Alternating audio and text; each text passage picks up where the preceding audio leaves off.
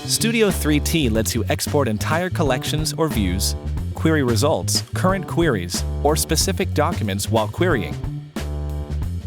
The results can then be exported to JSON, CSV, SQL, to another collection or MongoDump. Here's how to do it.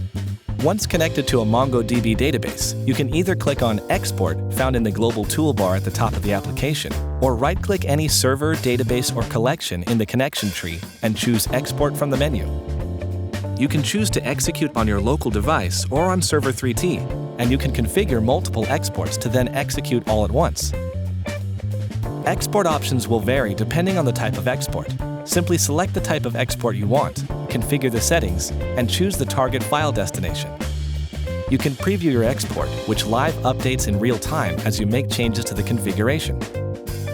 You can also drag and drop to configure, which is especially useful for collection-to-collection exports. Once you're ready to export, you can execute all of the exports you've configured by pressing the Execute button. Studio 3T also has the option of saving and loading frequently used settings for later use. If you prefer, or if you perform this job regularly, you can save exports as tasks you can later execute on demand or schedule to run automatically at specified times using Studio 3T's Task Scheduler. Teams using Server 3T can run a variety of remote jobs right from Studio 3T, including exports. For more great tips and tricks on how to get the most out of Studio 3T, subscribe to our YouTube channel, or learn how to export query results using Server 3T by watching this video.